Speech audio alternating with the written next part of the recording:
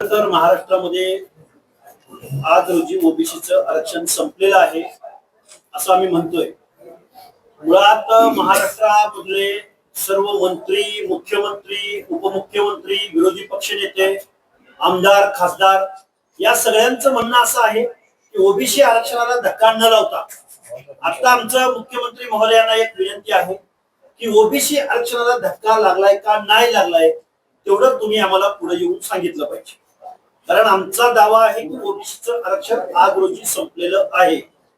त्यामुळं आता आमचे मित्र आणि खूप महान पंडित, तत्वज्ञ आणि महाराष्ट्रामधल्या प्रत्येक मंत्र्याची, मुख्यमंत्र्यांची, आमदारांची आयमाय काढणारे मनोज जरांगे यांनी जे काही या महाराष्ट्रामध्ये जो दहशतवाद निर्माण करण्यासाठी जी रॅली सुरू केलेली आहे, सभा घेत आहेत, हा एक प्रकारचा जात पडताळणी समितीवरती आणि जात प्रमाणपत्र देणाऱ्या समितीवरती दबाव आणण्याचा प्रयत्न आहे.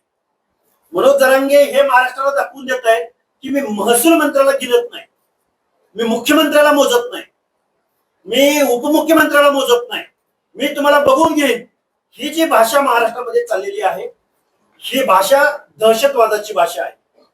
कारण या महाराष्ट्रामध्ये आता ओबीसी समाविष्ट झालेला आहे. मी महाराष्ट्राच्या मुख्यमंत्र्यांना हात जोडून विनंती करतोय, या सगळ्या बरोबरच आमच्या ओबीसीच्या नेत्यांना, ओबीसी सब कमिटीला, मंत्रिमंडळातल्या 8 ते 9 ओबीसीच्या मंत्र्यांना माझं सांगणं आहे, आम्ही म्हणतोय ओबीसीचं आरक्षण संपलंय आणि तुम्ही कोणीही काहीही बोलायला तयार नाही.